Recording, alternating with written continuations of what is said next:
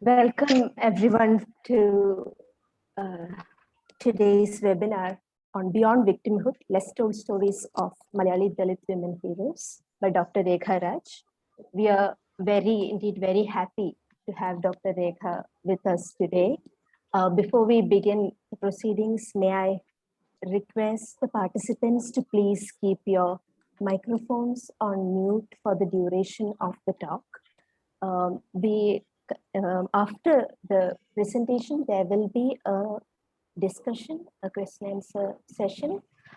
We have arranged it in a way that you type in the questions into the chat box and one of us will read it out for the speaker. This is for convenience.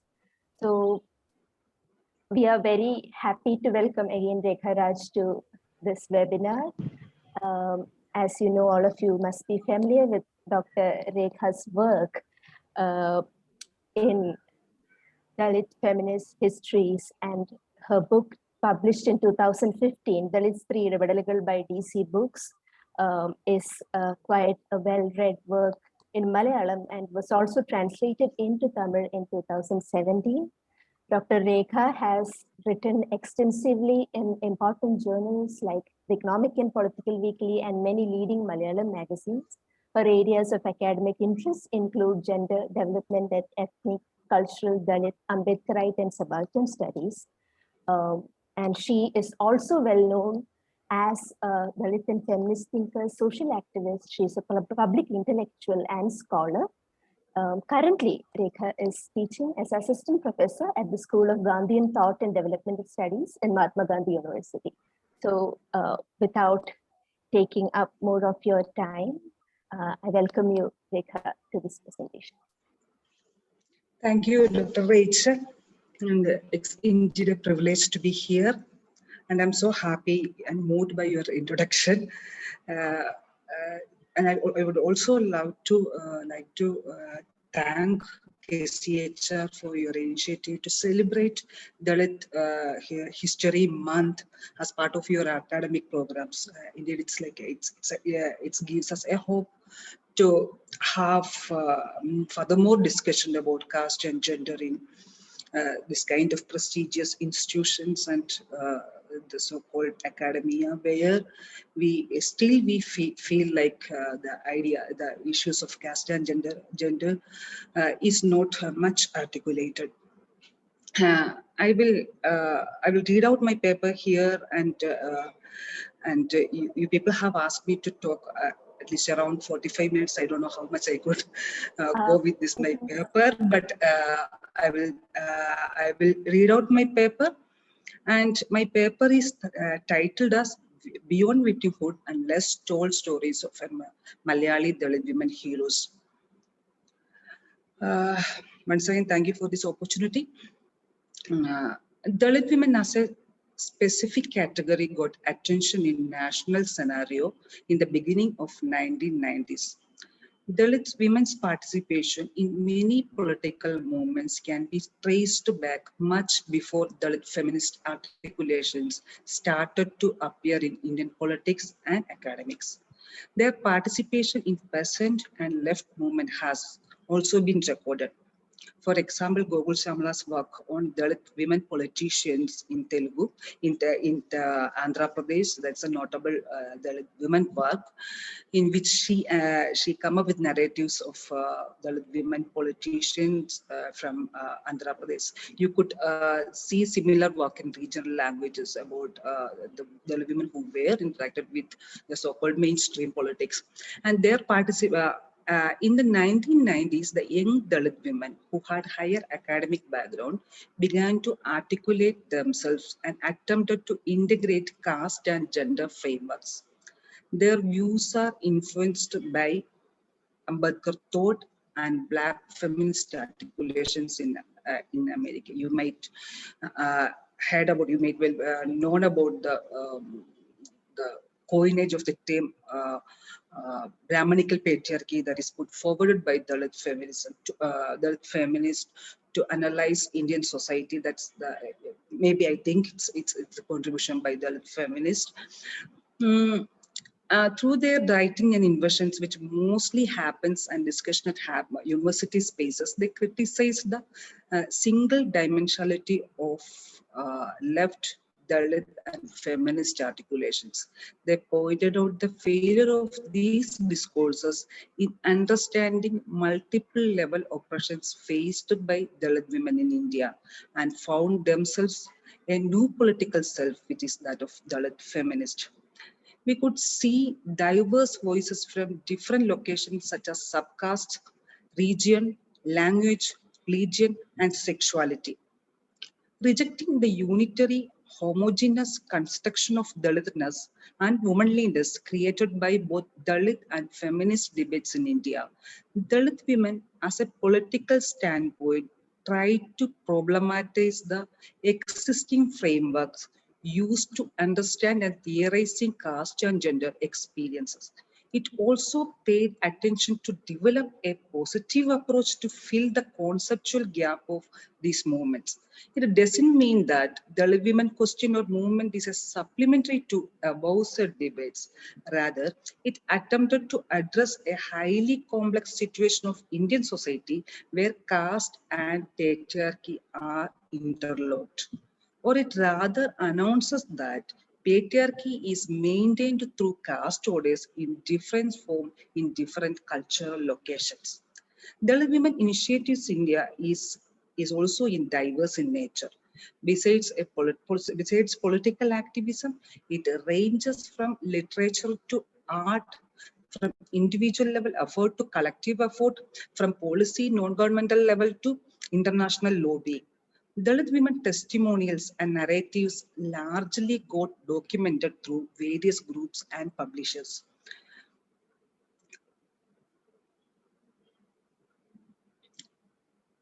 And there are initiatives towards Dalit writing. Wait, sorry, I have some, my specs is gone, so I don't know whether to wait.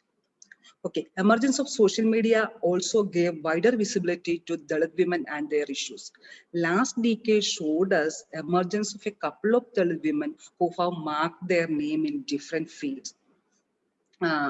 Articulating multiple oppressions faced by Dalit women is the primarily postulations of Dalit women politics. Writing history or reclaiming history of the community is another important area of focus. There are initiatives towards Dalit feminist historiography in national scenario since a decade or so. As part of this, biographies of regional heroes got published and detailed interviews of Dalit women activists or icons are made available either by Dalit groups or groups who are largely support anti-caste politics. Through this documentation, the very experience of caste patriarchies is exposed and the need of intersectional approach has been established, at least in academic spaces. Dalit women experience of violence, oppressions, and culturally enforced invisibility are much debated both in academic and non-academic spaces. Though the everyday caste violence is a reality and that which need immediate attention, there is a general tendency to equate Dalit women experience with the violence alone. In another word, the oppressed, violated Dalit woman is something that is constructed through the popular imagination. Amidst of all kind of this experience of oppression, some Dalit women took different paths and fought against caste patriarchy through their individual capacity, and later they transformed their individual capacity into collective effort. I would like to talk today about two Malayali Dalit women, both made history in their own unique way, but unfortunately was made invisible in Kerala public sphere till the first decade of 21st century. This doesn't mean that nobody has written or talked about them. The two women I am going to talk about, Dakshayani Velayudan and V. Janamma.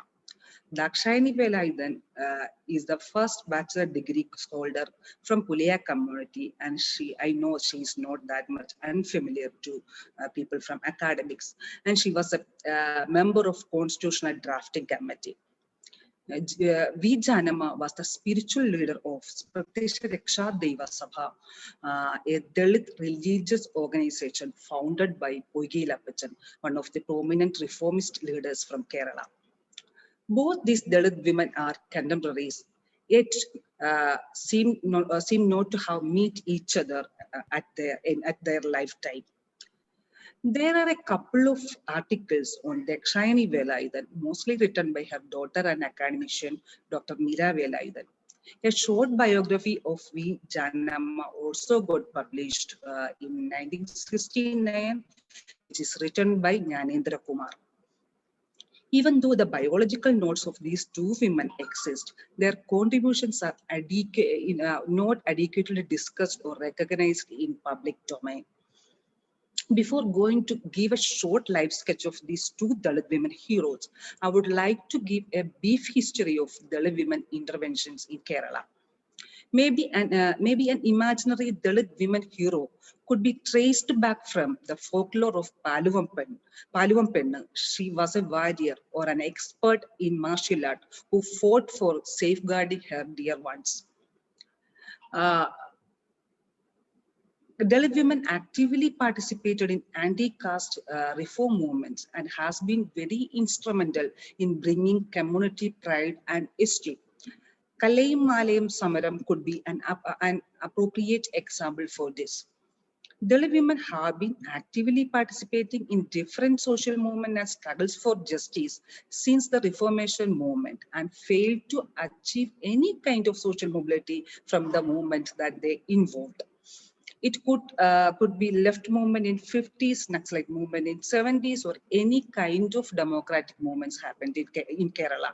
They couldn't gain from these political participation when compared to the other women from other communities. Not only in socio-political movement, such trends wherein pioneer would be a Dalit woman, but when the respective field creates a capital, the Dalit women are expelled. For example, P.K. Rosie was the first heroine in Malayalam cinema who was mercilessly attacked by Savarna viewers for portraying a Nair woman on screen. Years later, when cinema became a capital producing industry, we hardly find a Dalit women heroine here. Years later, similarly, Kottayam Alice was a superstar in Ganamela programs during 1980s and 90s. Afterwards, then the reality shows become popular and singing is associated with fame and money. There are no Dalit women in the field. In other words, it's not that Dalit women have not participated in socio-political cultural fields, but they couldn't find a fruitful continuation and expansion in their respective field. We could say a kind of absence in presence is happening when we discussed Dalit women representation in socio-political field in Kerala. This is solely due to the I think this is happening solely due to the oppressive caste dynamics in our society, Malayali society. To talk about these two Malayali heroes I mentioned before, I will start with Dakshayani Velayudan. Dakshayani was born in 1912 on a small island, Bolgati, Cochin, then a princely state. She belonged to Puliya community, a slave caste. Then it was period of early struggles for equality and recognition across Kerala. Specifically, the anti-caste struggles led by Ayangali for democratizing public spaces and rise of lower communities in Kerala and setting up Sadhu Jana Paribalana Sangam. Sadhu Jana Paribalana Sangam was an organization which walked beyond the Sapaka sentiments within Dalits. So, Sadhu Jana Paribalana Sangam was meant for Sadhu Janam. That means the sadhu jana who were faced untouchability in the caste system. So we could see that how the articulation of Dalit solidarity to Dalit community has started or initiated from Sadhujana Paribalana Sangam. Sadhana Paribalana Sangam was the first Dalit organization in Kerala in its true sense. So Dakshayani's growing up was surrounded by the agitation for equality by Dalits. Though the Dalits of Cochin did not even have a patch of land to assemble, organize, and demand for their rights, that didn't stop them from organizing against caste system. The pioneer community leaders from Vaipinar, from Dashayani's family, and the historical Kayal Sammalanam was under their leadership. Since her family had an anti-caste spirit, she was given the name Dakshayani, which was not a typical Dalit woman name then. As her family had a slightly better financial status to other families in that area, it helped them to challenge the existing caste custom by fashioning their bodies with the new haircuts and wear proper dresses, which were denied to lower caste communities then. Dakshayani joined for school education. At that time, Cochin government started free education for students of depressed classes.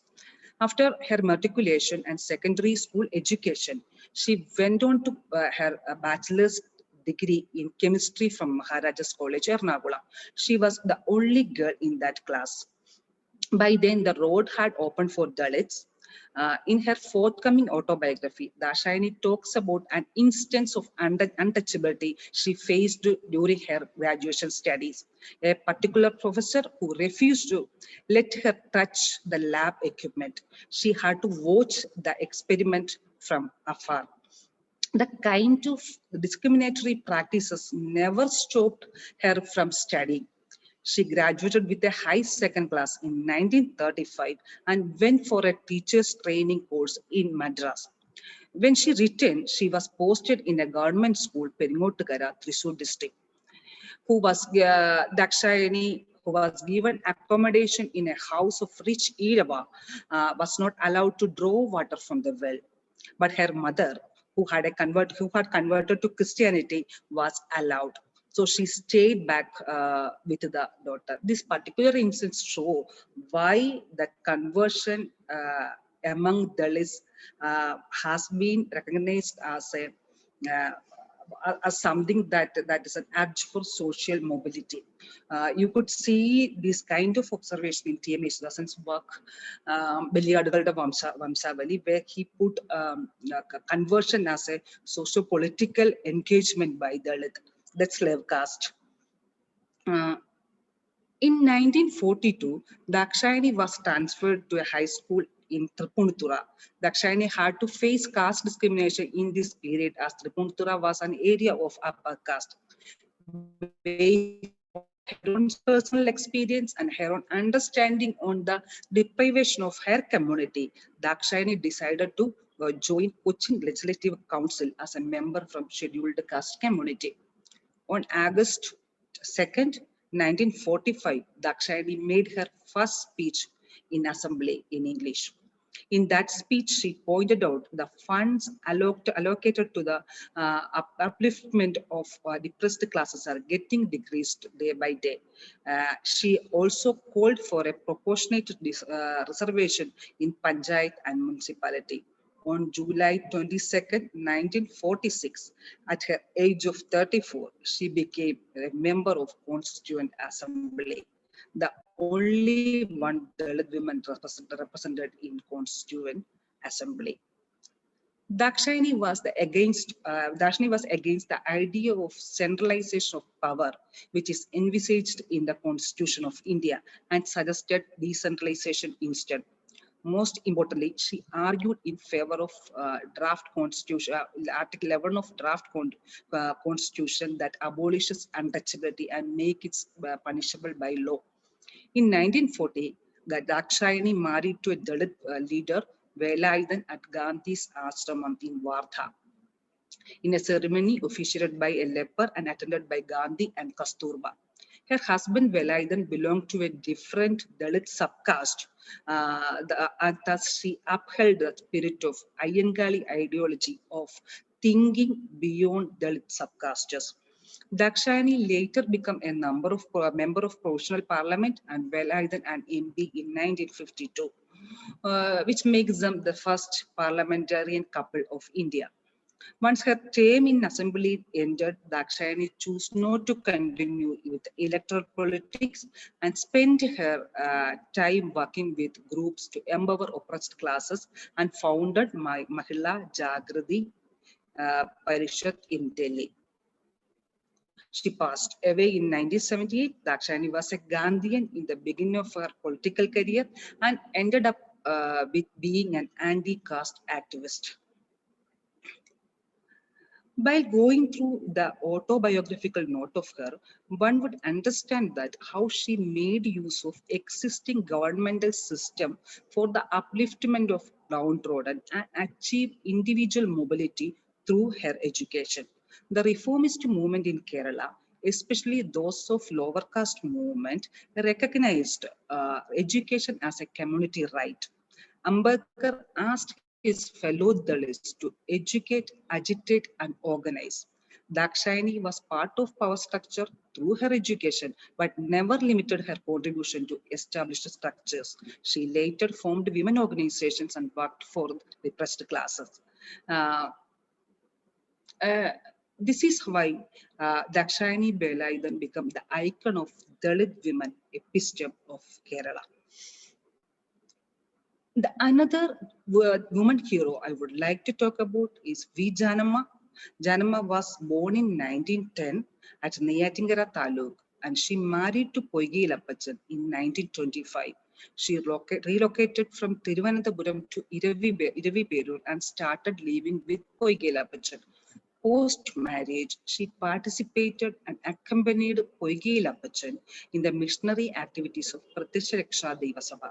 During this period, she imbibed the spiritual and administrative policies of PRDS. After the demise of her husband, spiritual leader spiritual leader of PRDS, Poigi Lappachan, she took charge as a president of Pratyaksha Raksha Deva Sabha. Thereafter, she makes some administrative reformations in PRDS, which give it a new lease of life. She compiled the rules of administrative PRDS and reconstituted each and every shaka, that is branches of PRDS. She expanded the religious activities of PRDS to other regions as well. Under her leadership, PRDS managed to get rid of all financial liabilities and regain the ownership of their head office. She initiated the construction of a mandapa, that is a spiritual tower, as envisioned by Poigi Lappachan. She ruled PRDS for 46 years. Devotees would fondly call her Ammachi.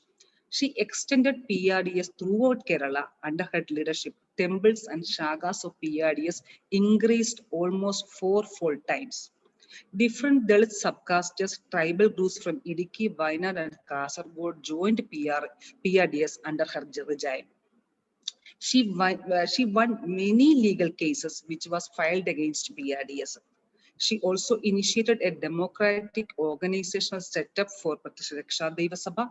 There are circle units, circle level units, and Pratyaksha Nirnaya Upadeshtakal, secretary, Shaka committee, youth and women organizations, and she actually built a different kind of platform that federal platform for PRDS in her period. There are from 1950 onwards, she published a spiritual circulars. It would get published twice in a month, and it was in her rule, it never stopped. After that, it got sometimes the publishing of circulars was actually stopped for some times. And Adyar Deepam, which is a journal of utmost significance in Dalit discourses, later was started during her presidency. She made a constitution for Sabha. In 1973, a women wing, that Kunyalechi Mahila Samajam was established. Adima Samskara Stamba, that is one of the main spiritual building of Pratishaksha Deva Sabha. She started, actually she established this Adima Smaraka Stamba for honoring slave ancestors, ancestors of their Shaksha Deva Sabha. In 1950, Radhamma with a delegation met Dr. B.R. Ambedkar to impress upon him the unique position of Pratishaksha Deva Sabha and convinced him about the need of reservation for the members of PRDS.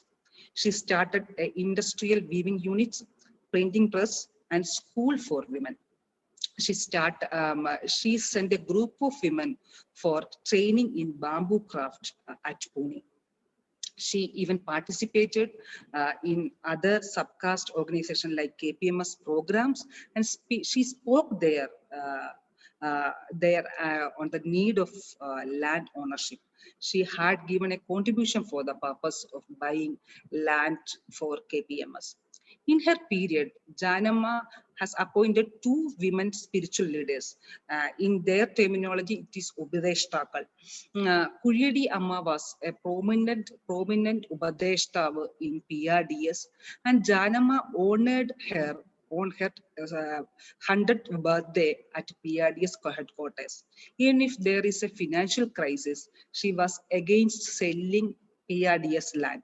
She once said,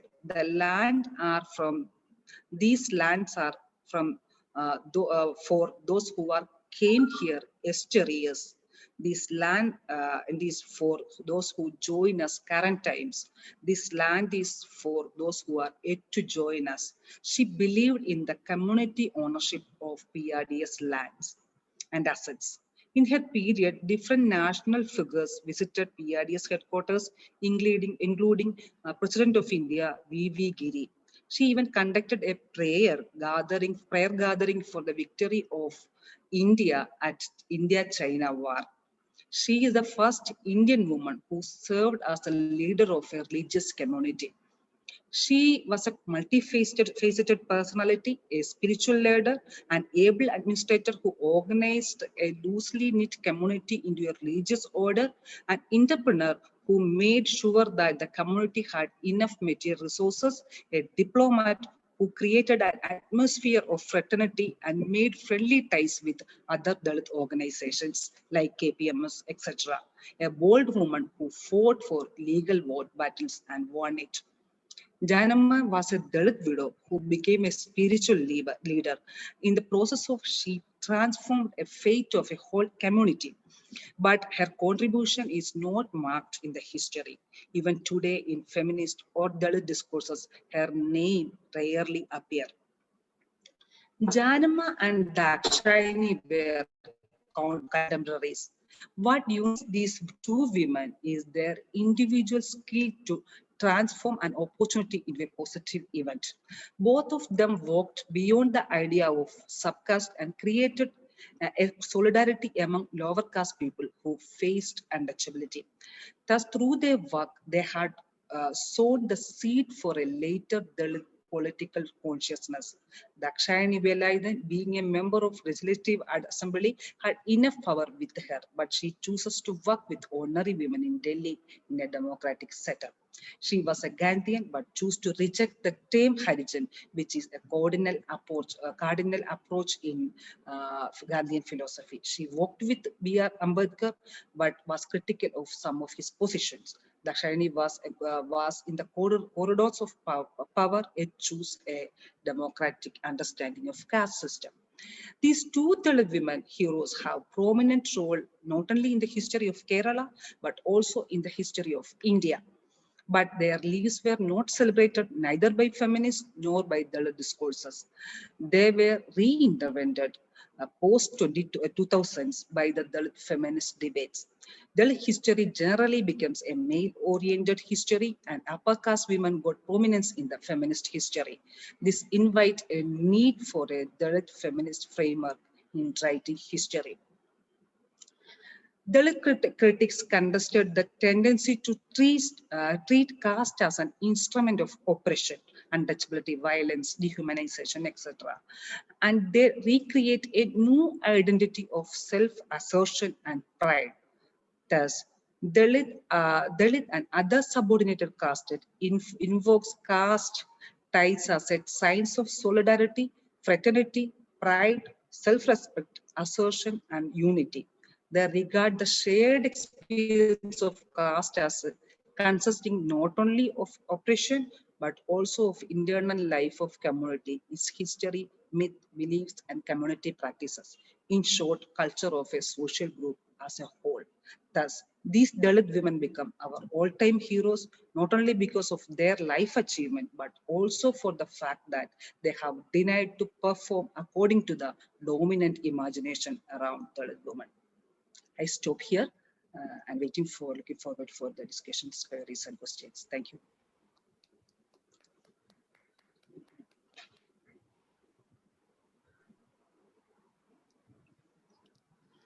Thank you so much, Rekha. That was absolutely stunning. Uh, exactly what we expect from you. Once again, I actually reiterate what Rachel had said in the beginning. We are so thrilled that you could join us. We hope you will come back again and again and share, newer pieces of your research with us. I think so many of the issues that you have raised in your talk today are so pertinent, and I was reminded of the kinds of discussions that happened in women's history writing, uh, not just in India, but all over the world in the 1960s and 70s, when the early kind of historiography about women was always prefaced with the fact that, well, women were actors in history. But why is it that they are hidden from history? And in 2021, you are asking the same question. You're asking, why is it that we don't know about Dalit women and their achievements and their contributions and the ways in which they have transformed not only Dalit communities, but actually all women's history, and the ways in which not only are they speaking about self-assertion, and I completely agree with you, this kind of move away from victimhood to self-assertion and pride is extremely important. Once again, it's a kind of framework that broadly women's history has always used, but the question that you are asking is so very pertinent, which is, if these women were so spectacularly interesting, and Satyamarna, I should say to you that I didn't know so much about Vijayanamma myself. So I learned so much about such a remarkable figure, and the question to me is, why is it that I don't know about Vijayanamma? And the simple answer may be that our history writing doesn't include these stories. Our history writing doesn't engage with such criticality. Our history writing doesn't have ways in which we bring together interventions from different kinds of, um, you know, points of view, standpoints, criticalities. I mean, uh, Dakshanya Velayugan, fortunately, we know a little bit more of because of Mira's work, and because she's writing up that biography. And some years back, we had invited her to the Center for Women's Studies, where she had done our Begum Ruqayya Memorial Lecture on Dakshanya's life. So we know a little bit more about her. But why is it that we don't know about Vijayanamma? Why don't we know about so many women of that generation? I mean, what they were doing is something that most Malayali women didn't do. So it's not even as though, they are carving out some tiny niche. They are actually really important role models for all Malayali women. So this becomes really very interesting. And then when you read it alongside the kinds of intersectional issues you're raising, which are, I think, very important, the move away from subcaste divisions, the ways in which a certain kind of politics is being produced. You move, somebody like Dr. Nivela, then moving away from constituent assembly kind of, positioning to actually thinking about life transformatory kind of work for ordinary women, or somebody so very, remarkable like Vijayanamma, who was significant in PRDS for 46 years. and handling so many different kinds of things. And how does one bring, let us say, spirituality and legality together in the same framework when you think about the story of PRDS? Normally, the story of PRDS we know as a spiritual journey.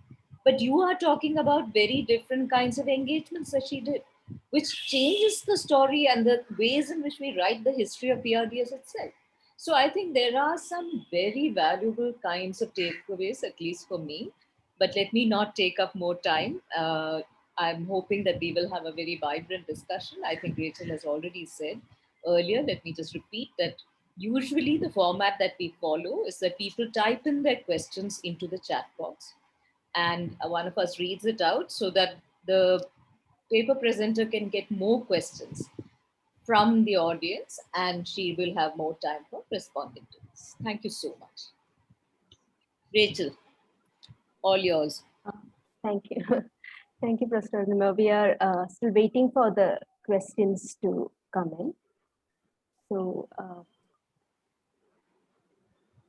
So maybe may I request Rekha to reflect a little bit about why is it that the PRDS gets spoken about just as a story of spiritual uplift?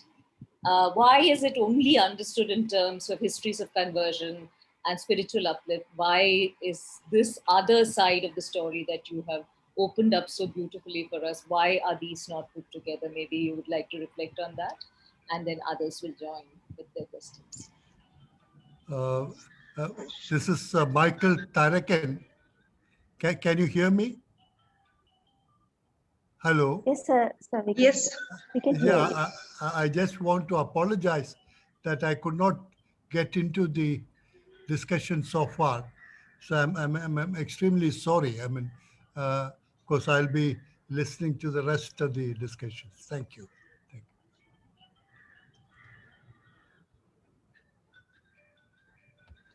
you. Yeah, to respond Arunima's observation, I think there are different streams within PRDS. Like there are, like we could say, some intellectualship that is emerged from PRDS background, and V.V. Swami, E.V. Anil, E.V. Anil, and some Mohandas. They were extensively written about PRDS in Malayalam, and Dr. Salal Mohan's work, MPhil work, was on PRDS. So there are so many studies which which look at the different aspect of PRDS, and unfortunately, I don't know.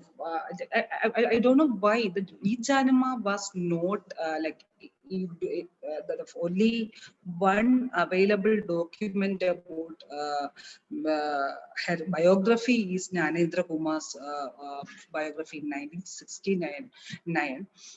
But people are seldom talking about V. Janama. I think because the so-called the scholastic work produced on PRDS that came out from the progressive wing of PRDS. Progressive wing of PRDS was that was a group. They were challenged the so-called Hinduist practices that is emerged in PRDS after the demise of Poige Lapacha. So there was a group, there was a rebel group, which were called as, Progressive Council for PRDS or something like that. So most work are produced by these group.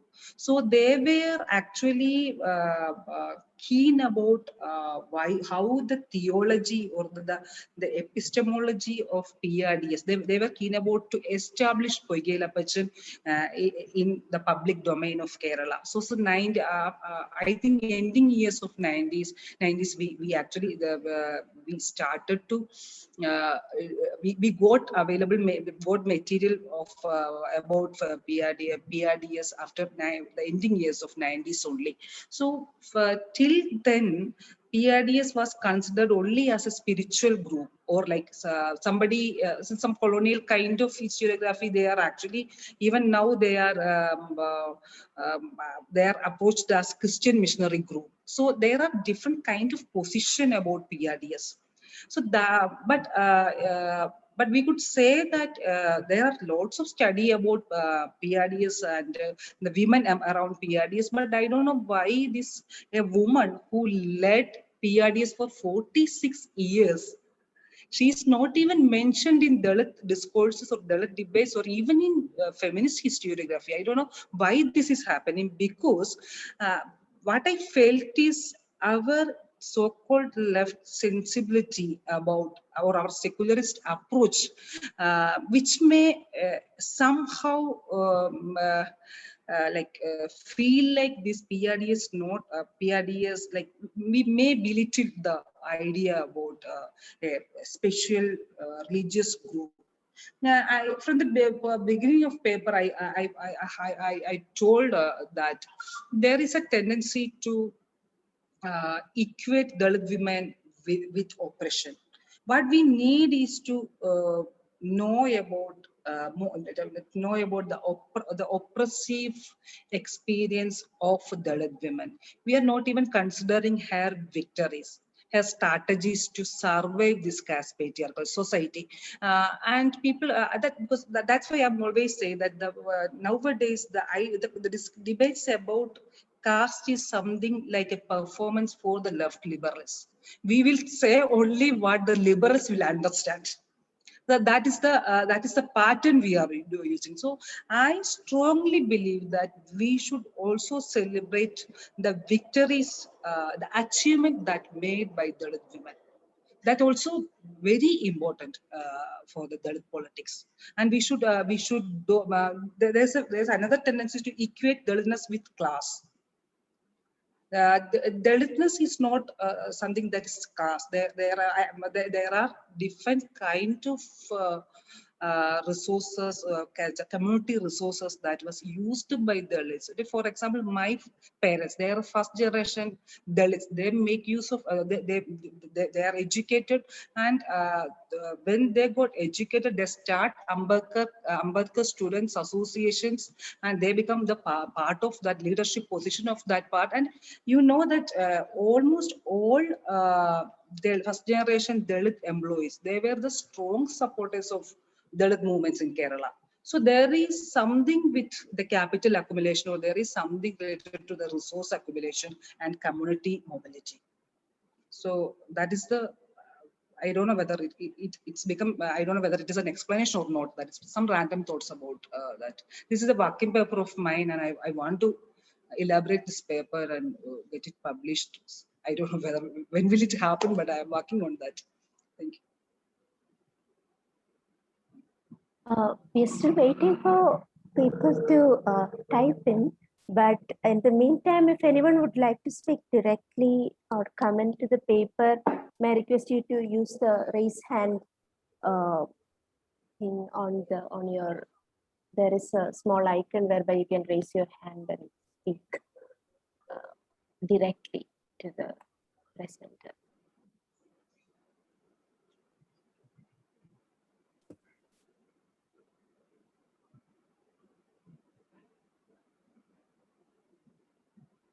So, Rekha, while you were speaking in the beginning, there was one aspect which you briefly talked about what happens through, like you mentioned about the social media also in the introductory part of your paper, and the kind of discourses that's happening in the 21st century. And I was wondering, when you were talking about these two particular narratives, I was particularly interested about what sort of narratives. See, as you can see, the social media space kind of allows narratives of wider nature to become part of the public sphere in a sense. I was wondering what sort of narratives are in this way getting expressed via the medium of, say, Facebook or that sort of social media. Do these such platforms allow a discourse which goes beyond this kind of narrative of victimhood, or whether the social media spaces are also spaces where one is only allowed to talk about the Dalit woman in, the oppressor-oppressed sort of a binary? like, what are your thoughts on what the social media space has done to the Dalit women discourse, especially life stories of Dalit women? I think social media actually give us a platform for visibility. We must admit. Otherwise, you cannot get published because you know that the mainstream journals in Malayalam or Tamil or something, it's very difficult for a Dalit woman to get published. So. Social media gave us a platform to talk about their experiences or talk about their own idea of because like it's I think after this, especially after this Facebook, it helped us to create a collective feeling, a kind of collective community feelings by sharing and by like supporting each other in these platforms, and you will get the immediate response. And I admit that the social media discussions around caste or even experience of Dalits or like experience about or like working about Dalit work or Dalit scholarship or whatever, it has limitation and it won't go beyond a certain level, and it's all in polemic and nature. But at least for initiating something, social media is a good platform that I experienced and I noticed. And for example, another example I could say here is Me Too campaign. The last Me Too campaign in 2018 that was actually published by two Dalit women who faced sexual harassment in during their work. So Dalit women were in leading place of that movement, and they talked about their experience, and they were like that they were a different kind of position around where some Dalit women were accused for sexual assault and all that. But even after that after the Surunelli kind of sexual case in Kerala, the survival of the sexual violence, they actually losing their faces. They are compelled to live an anonymous life, where these Dalit women were able to continue their public life. They didn't even suffer anything from their community, and these two women are still in the forefront of Dalit women articulations. So this is the there can be two reasons behind that. One is the democratic spaces that is emerged within Dalit community may give them some kind of spaces to talk about their men and be part of the Dalit fraternity. That may be one thing. And the other thing is that Dalit women doesn't have to bear all this baggage of all this morality and all that stuff. So they can easily talk about their issues, and they won't be affected by so-called moral values, so-called Malayali moral values. So these are the possibilities and scope of Dalit women initiatives in social media. And there is, of course, the articulations are always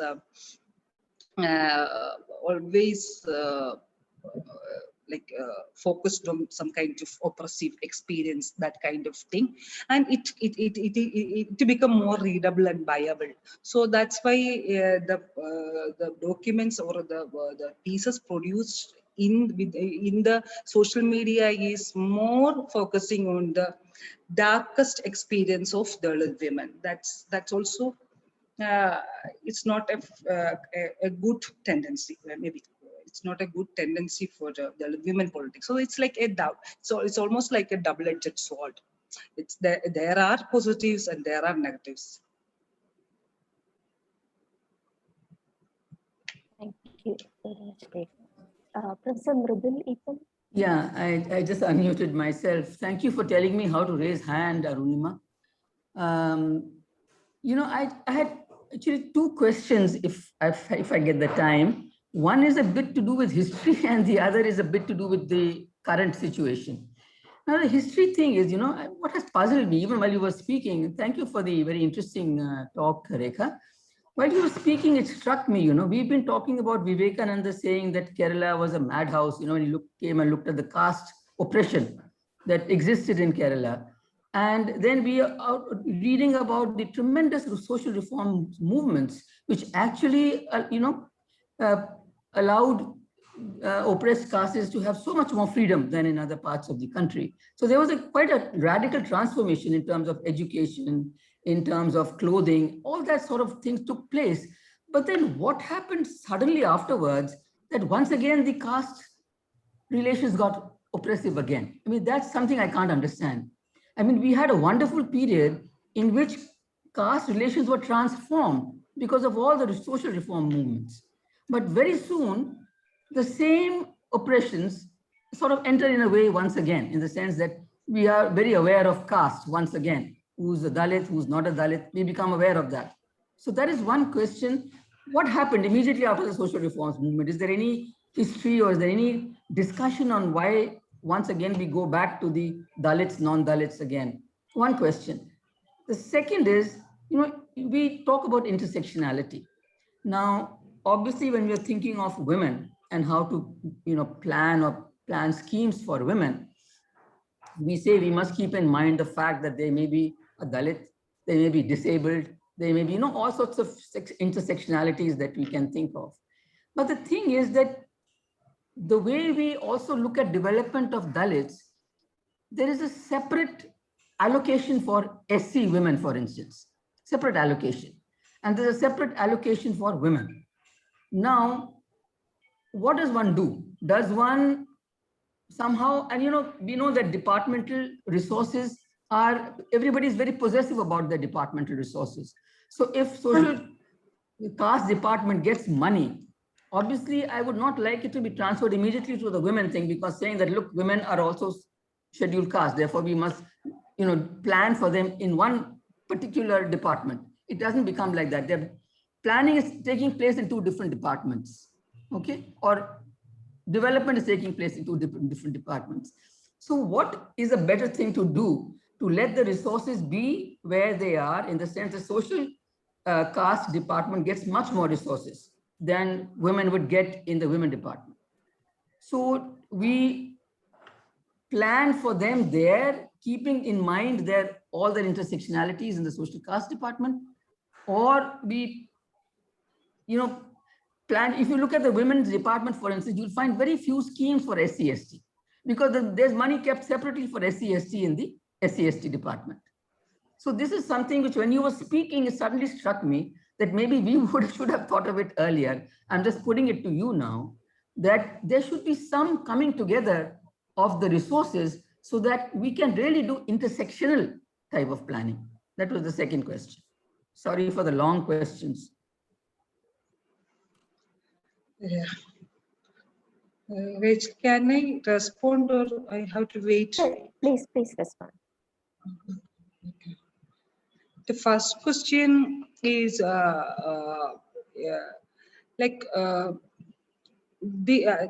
for this that why the caste is become more prominent nowadays, or like after Reformation period, is that question is actually very much addressed by Dalit critics in Kerala.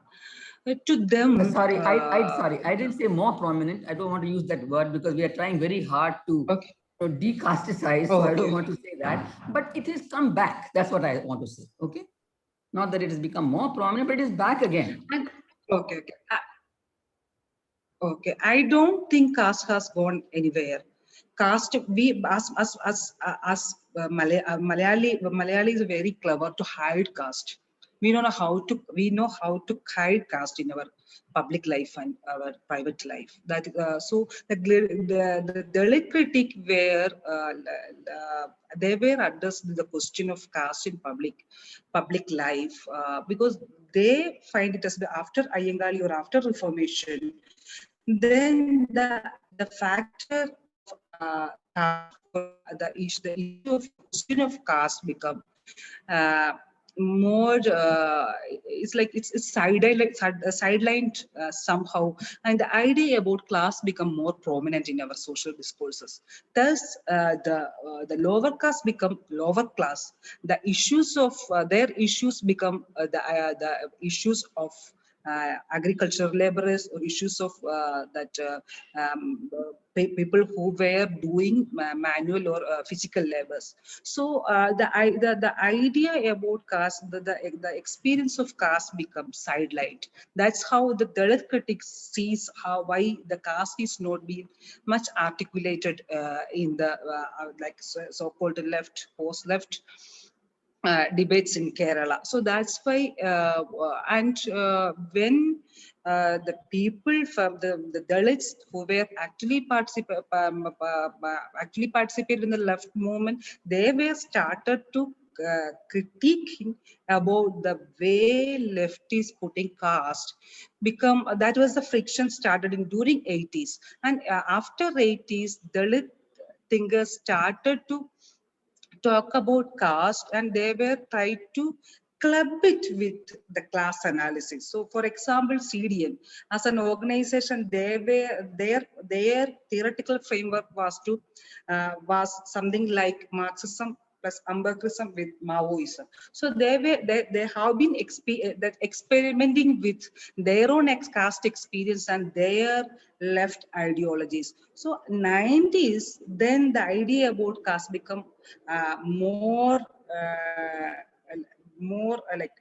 prominent in the debates. And 90s Dalit movement actually put the problem of caste in the public sphere, and talking about caste as a caste as a social category to analyze Kerala society. So I don't think caste has gone somewhere and came back. I think caste was there, caste practicing, or the caste was very prominent in our every walks of life, but it was there in a more what we could in a subtle way, or like it was in a hiding manner. That's my thing. And Dalit critics were, I think, vehemently wrote about this. And for the intersectionality thing, it's always been a demand for Dalit budget analysis or Dalit auditing of our entire public spending. And for me, the social welfare department, or like the SCST department, last week also we were dealing an issue that is complaint that is given by a student, PhD student in my department. He was saying that he was not given so-called stipend that is supposed to if each researcher student from the community. He was denied his stipend because he had done a MPhil degree outside Kerala. So the department is not sure about whether he was given this kind of stipend from the Tamil Nadu state or something that.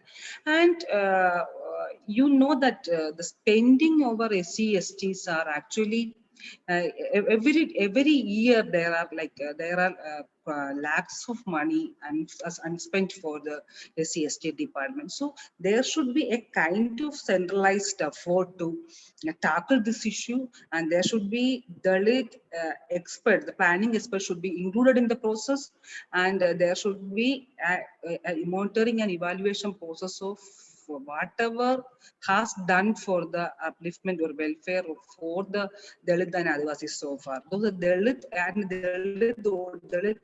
audit is somehow needed. And I think Ajayan from Thiruvananthapuram, they are actually started some budget analysis, Dalit budget analysis kind of work for the last few years. And he's also doing some kind of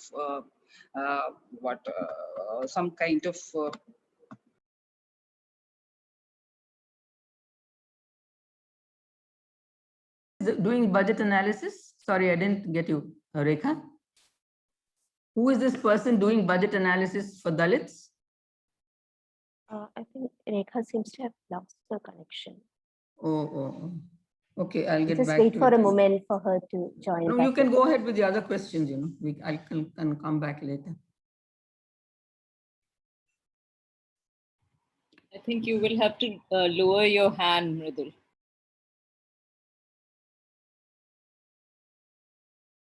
I go to reactions again. Yes. It's not going.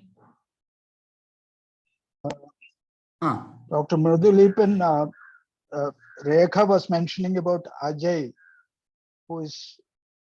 Kumar, who is doing the budget analysis from Trivandrum.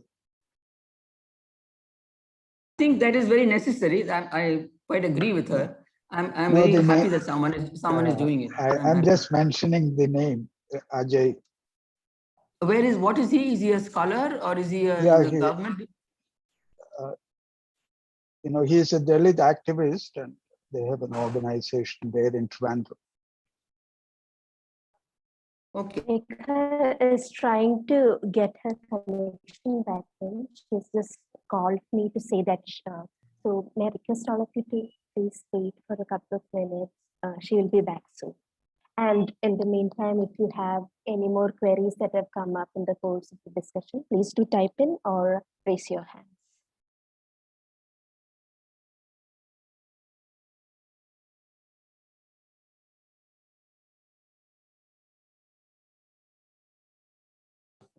I'll stick my neck out again to continue with that earlier history, which really does create some sort of a.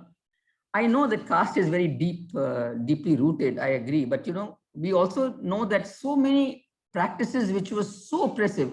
Nowhere else in the country did you find such practices existed in Kerala, and they were wiped out, and they were in a way removed. And I think that's why probably when Rekha was saying that the left thinks it's only class and not caste, that was one of the reasons, because there was this huge caste reforms movement, and that at least one assumed that caste would be a little bit out of the picture now. So it's most class now and not caste, which of course, in retrospect, I can say that perhaps it was not the correct understanding. Caste still exists, but I still want to know why. I mean, if anyone else has an answer to this, what was it which actually, didn't actually get removed? It was just the practices, but not the psyche of the people. What happened? Because that's something which surprises me.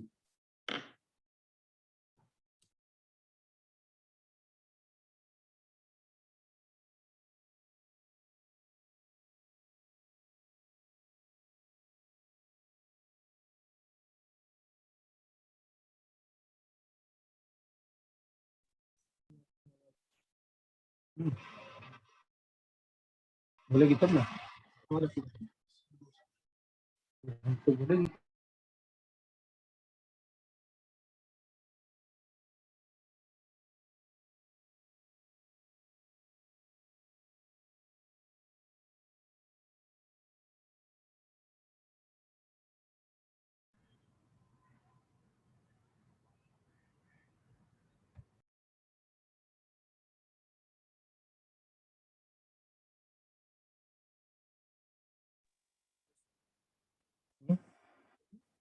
Hello, I have also joined this program.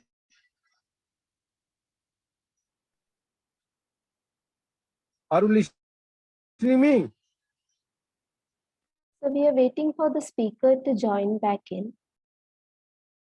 She has lost her connection. Sorry, my connection was quite unstable since the morning. So I don't know whether I'm audible. Yes, you are. Please carry on. Are you listening me? You can continue your response. I came to know through Professor Sugutan. Sure, sir. We are just in the Q&A session, and the speaker is responding to some of the queries. Thank you. Yeah, that's what it's that. I think I have responded. I have finished my response. Yeah, it's okay. It's okay. Fine with me. I think Rekha can continue with the next question.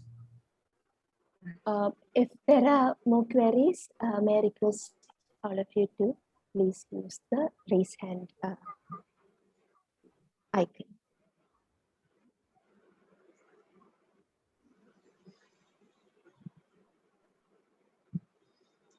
Actually, I think there is no more questions. People are like, No, somebody was just asking. Somebody was just asking. Why don't you ask the person to ask? Some Sugutan? Mr. Somebody just said no? No, sir, it's Radhesham. Sir, were you asking a question to the speaker? I think he was introducing himself.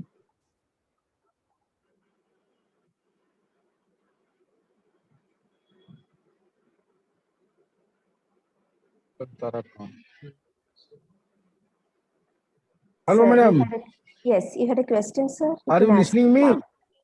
Yeah, we can hear you. Please ask your questions. No, You can no, please no. ask My your- point is that are you listening me? We can hear you. We can hear you. Please speak. Madam, I came to know this program through one of the professor of JNU, Professor Usha. Her husband is Dr. Sugutan. Suddenly I came to know this program. That's why I came to the line. So just I was interested to know this also. So I had been in JNU. We have been organizing many programs like this. That's why I am interested only to listen this program. Thank you. This is a program organized by the Kerala Council for Historical Research. That is there. But It point was is very sent- common. Yes, it Point was is very sent common. to the JNU mailing list. Perhaps that's why it was sent to you.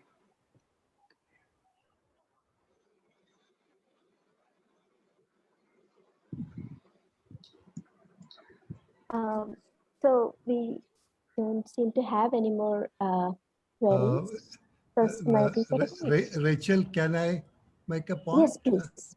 Please. I think Please. this point that Rekha raised about and in response to Mridul Epen is really a significant point as far as Kerala's modern history is concerned. I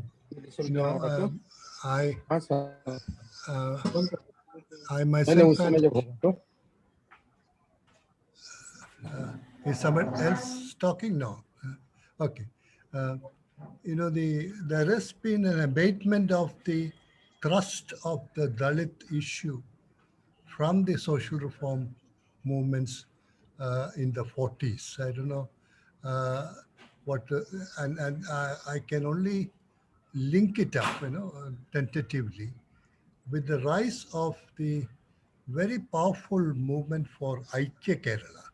And Aikya Kerala was a movement which was supposed to be, cutting across caste, cutting across language, cutting across creed and cutting across class, and it had a kind of a citizenship kind of a concept behind it, and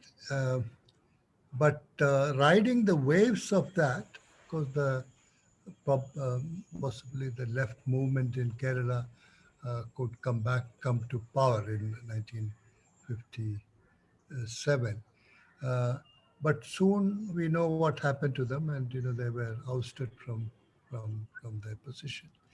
And to nearly 10 years, they were not allowed back into power. At that time, there seems to have been a de-emphasis upon the issues of caste. No, I'm not saying that the left was particularly heavily in front row with regard to the caste questions, but they were also caste conscious in some of their earlier movements.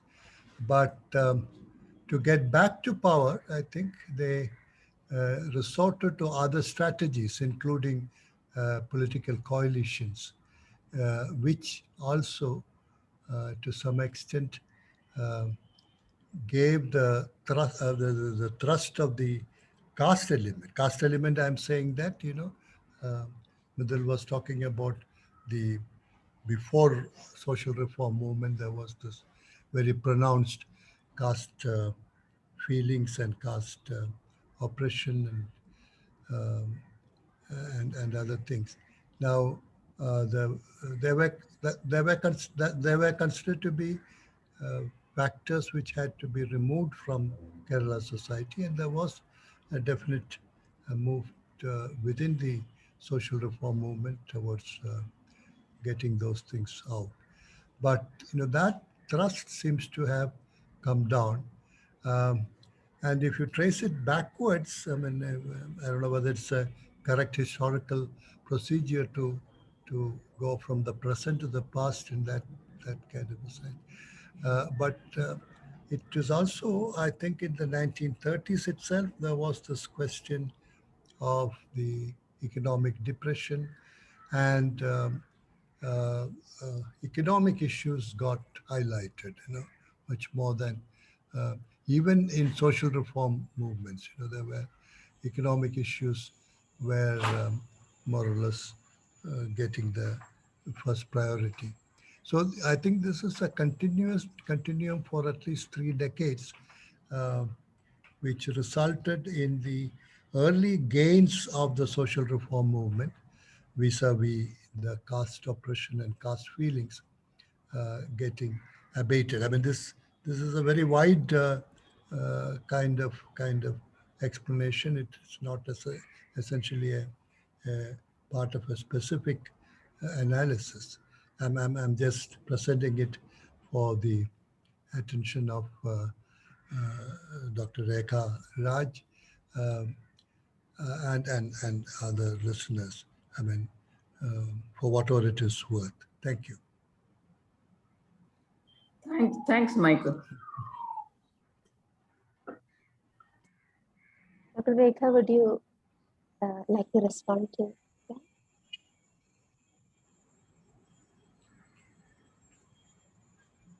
So, thank you, everyone, for your comments and for being part of the webinar. I had something more to say. I was typing away, Rachel. Yes. Sorry. All right. Oh, please. All right. Speak it, ma'am. Since but I couldn't finish typing. The first is a response to Mridul. The second is a sort of larger question to Rekha, but let me ask Rekha the question first, which is it not possible, Rekha, to do a volume? So I'm suggesting that you take the initiative. Like Susie and Lalita's volume, we were making history. Is it not possible to do something similar to that for Dalit women's history writing in Kerala? And we could certainly work. KCHR could certainly work with you to develop something like that.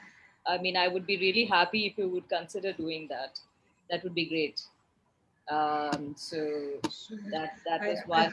Actually, I have been thinking. Yeah, I have been thinking of doing an anthology of women, Dalit women studies, and it's like it's stuck somewhere. But this is actually a good good suggestion, and we will think of that. And you know that I'm very lazy person, and it's like I have ideas and I won't be working on that. So that kind of laziness is with me. You know that I see my role as somebody. Because I was also thinking that, when the Outlook special issue came last year, and they had interviewed Cynthia Stephen and many other people, there was not a single person from Kerala. I mean, that was very disappointing, actually. Whereas there are so many of you who have been speaking and writing. But sadly, the thing about speaking and writing in social media is that it doesn't get a wider circulation. So I think it's important to move it away from that and bring it into a book form, because then it has a much wider circulation. Social media has a kind of, it's good for intervening in particular kinds of, very vibrant political discussions. But it doesn't have a shelf life. So nobody will know what you may have written 3 years ago. So that's a big loss. So perhaps this may be the time to, and it can be a bilingual volume. It can be in Malayalam and English. And you can certainly include poetry and interviews. It can have a more open and capacious form.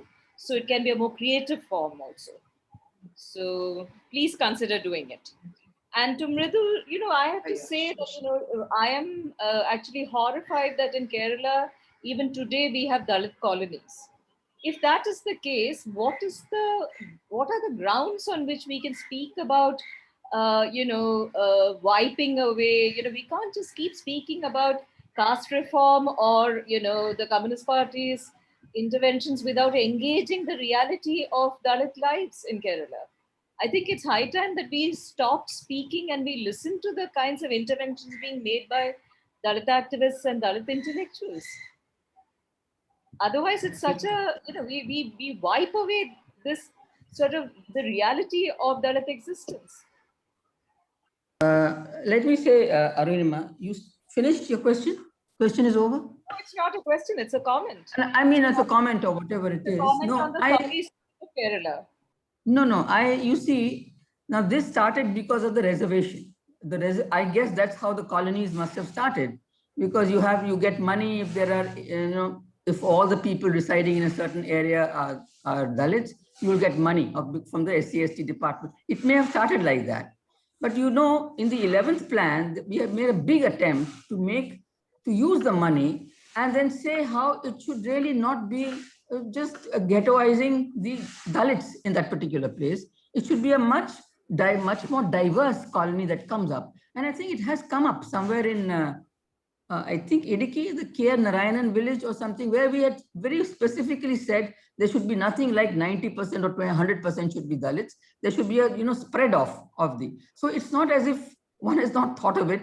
Unfortunately, we have this legacy of huge number of, and it runs in thousands. I was also surprised, I must say. It runs in 15,000 or something like that. Colonies are there, Dalit colonies. So we are trying incrementally that if anything else is going to happen, it should not happen like that. That's what we are doing. Definitely. And for that, the most important thing is to listen to what Dalit voices are saying about this past experience. You see, if we don't even know what the history of Dalit colonies is in Kerala, what the history of Dalit marginalization is in Kerala, and there is this us and them kind of way of speaking. I don't know who the we is here. I don't include myself within that we. I find it very, very troubling, this kind of top-down kind of take on what is actually a really abysmal kind of statistic in the face of Kerala's development story. That I can't deny it. It is there for everyone to see. But it's not as if we are not listening to any voices, because when you start the plan, when you start the 13th plan, or now they're going to start the 14th plan, there are working groups formed where you get people from all walks of life in each sector. So I'm sure there are people who will be joining the working groups from the Dalits and from other sectors of the economy. Now, I have not probably gone through what happened last time. So that's why I'm saying I don't know why the colonies came up. Maybe there is already a reason. If you look at the working group report of the SC, the working group report of the SC, maybe it is there. But I was just saying that I was also surprised at the existence of these colonies, and what we had tried to do, at least we are trying to do, is to see that anything new which comes up should not be along those lines. Definitely no. That's what I was trying to say. But there is a discussion, and this working group, I don't know, Rekha, were you there? I don't know who was there in the last 13th working group, but there was a working group on SC/ST, and there were people from working with the Dalits, activists, academicians, government officials. They're all there in those working groups who raise their voices and they come out with a report. So that sort of a process is there. It's not as if it's not there, Arunima. Thank you, Professor Arunima and Professor Mridul. We have one more raised hand. Girish Kumar. Can you hear me? Hello? Sorry, you're not audible. Hello? Hello? Yeah. Can you hear me? Please. Yes, we can hear you. ഞാൻ മലയാളത്തിൽ സംസാരിച്ചോട്ടെ? Yeah, sure. Please. Dr. കെയും doctor മൃദുലും പറഞ്ഞതിന്റെ ബേസിൽ തോന്നിയ ഒരു കാര്യം പറയാനാണ്. ഒരു കാസ്റ്റിന്റെ മലബാർ അനുഭവം. ഞാനൊരു മലബാറുകാരനാണ്, പയ്യന്നൂർക്കാരനാണ്.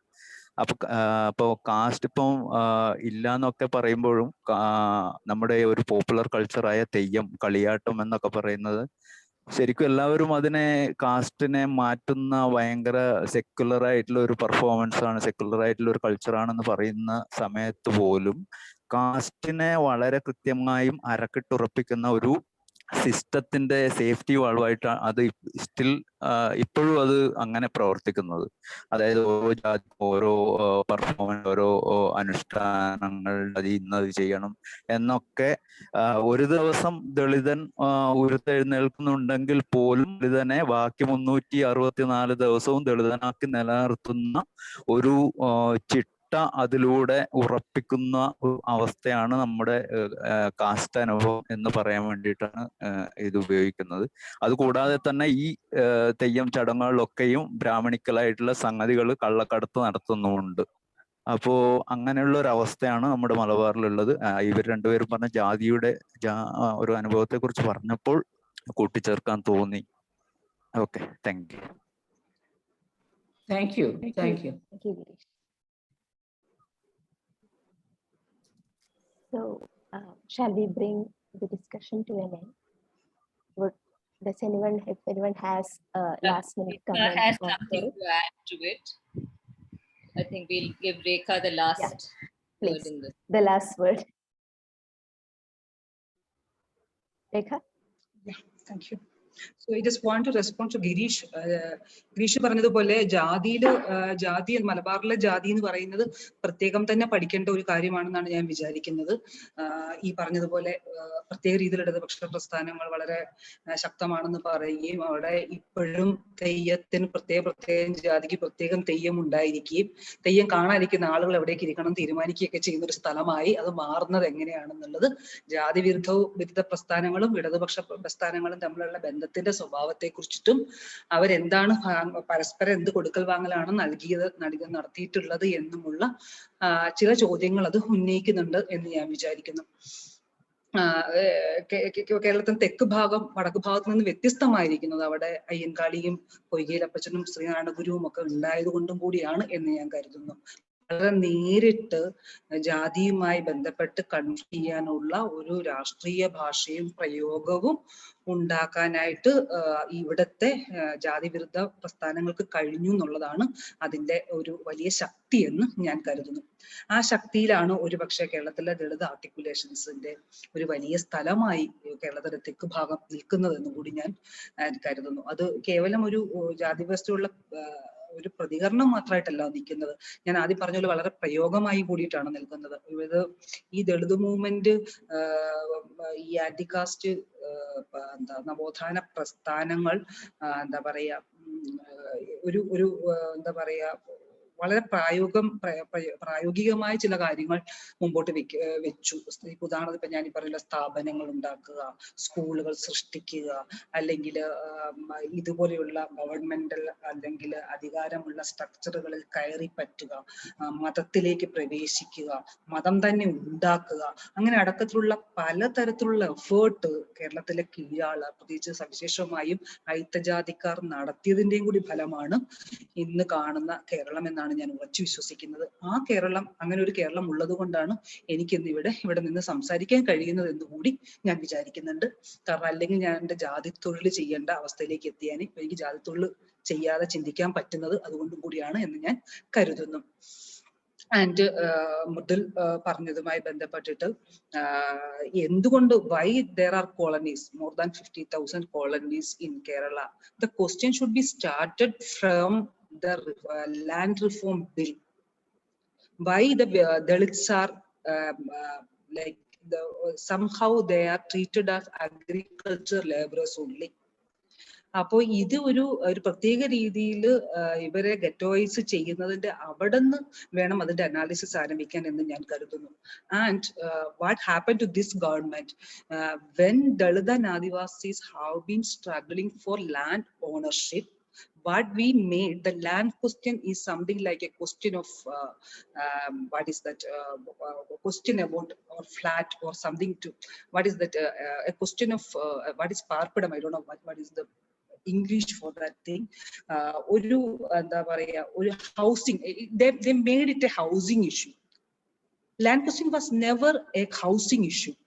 So governments are building housing colonies or flats, whatever form of housing, they are giving housings. And what Dalit and Adivasis are demanding for land ownership, thus they can transform that resource into another capitals.